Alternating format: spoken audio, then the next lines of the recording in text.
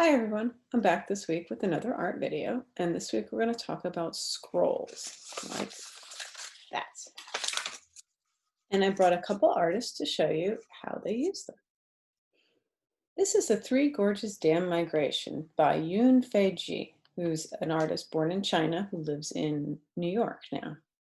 Yun Fei Ji chose to use a scroll to illustrate something that was happening in China. This was something very controversial in China. The government wanted to build the world's largest hydroelectric plant, and to do it, they had to build a dam across the Yangtze River. It was called the Three Gorges Dam, and to build it, they had to flood thousands of villages, 140 towns, and three major cities. So that displaced millions of people. They had to move. So the scroll illustrates the people getting up and moving out of their towns and villages. You can see them carrying their bags and baskets and all kinds of things. Yunfeiji used a traditional form of Chinese painting reminiscent of landscape painting. So he did this in an old style, but he used it to show you something that's happening now or was happening about 10 years ago. He even included some mythical beasts in here and different stories about the people and the cities and the town. I have a video here I'm going to show you that gives you more detail of the scroll and how the story is told. And it's supposed to be read from the right to the left.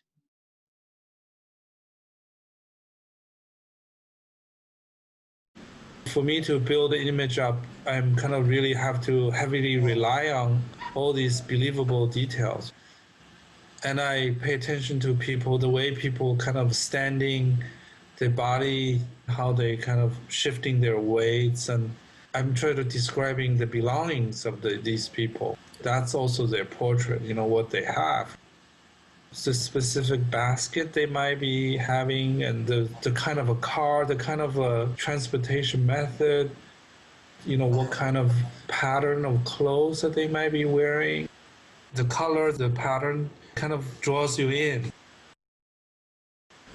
It's not idealized. I want it to be more things as they are. In all my images, I'm using, this sort of more fantastical figures. That associate with ghosts, with kind of ominous figures. There's also two creatures with very large mouths, very greedy looking, looks a little bit threatening, but people kind of live with them. They're in the world, they're there.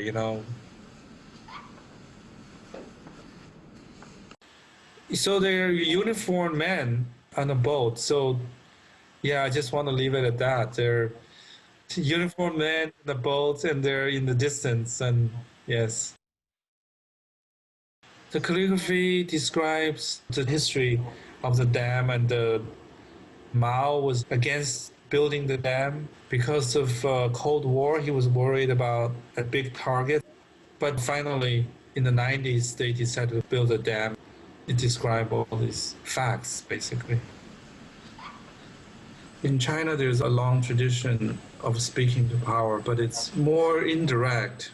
You have a pine tree to representing the artist or bamboo to represent certain ethical quality of a bureaucrat that compromises without breaking. There is a very rich tradition of metaphors based on nature. In the landscape tradition, what's happening out there in the world and what happens inside of us are very connected. This is another scroll by Rikrit Tiravanan, who is a Thai artist. He was born in Argentina, and he moved around a lot as a kid and lived in Thailand, Ethiopia, Canada, eventually settled in the United States now, I think. And this scroll, there's three pieces of the scroll, and the whole thing is about 90 feet long. And he wanted to tell you a story about his life with this one. And he based each of the three sections on one of his three passports. So he had, since he lived in so many different places, he had different passports for different times and different places he lived. And he's included stories based on those places. in here, and pieces of maps, and the little stripe in the middle here, you can see the passport pages he's copied and put on there, and visas. And he tells a story of his life and the journeys that he took. And he talks about where he went and what made him who he was and how his life has unfolded so far and the world as a whole. And this is a scroll done by David Park, who was a local Bay Area artist. And we even have some students in the Alameda Unified School System that are nephews of David Park. He was a famous artist here in the San Francisco Bay Area. And he used to paint all abstract things that you couldn't really recognize, more shapes and colors. But one day he took all his abstract paintings and he piled them in a truck and he took them to the dump in Berkeley and just threw them all away. And he decided he really wanted to paint figurative work, people, because there was more to think about.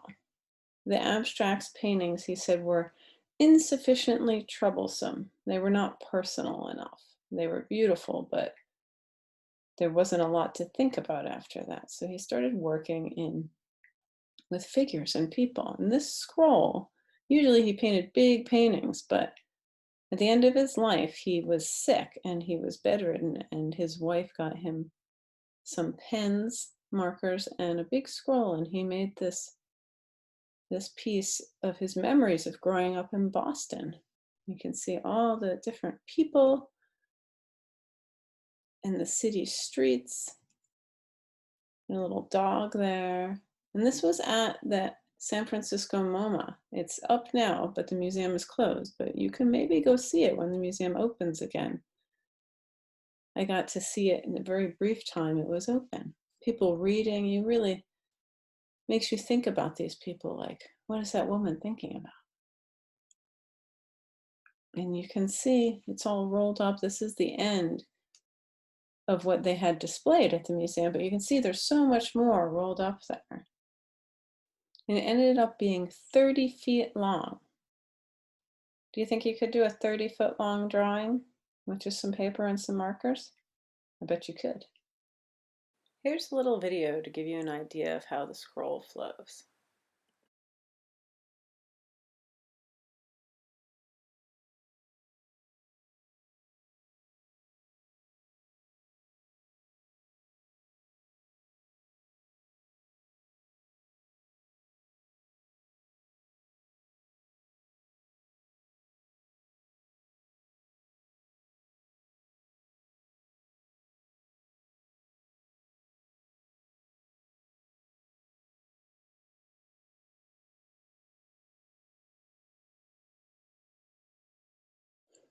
So we saw three artists who work with scrolls.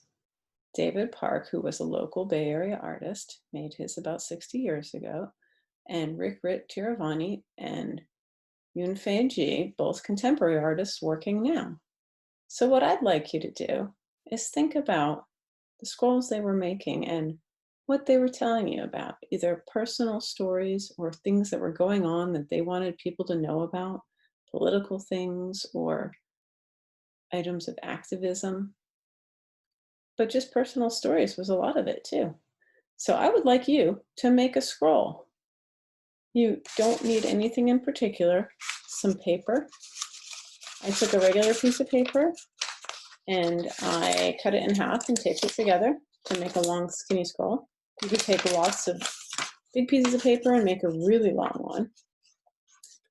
And then whatever you want to use, crayons, markers, paint, whatever.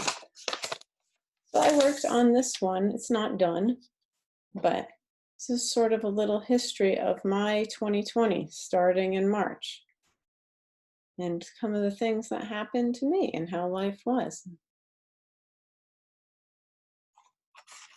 So I can't wait to see what you make.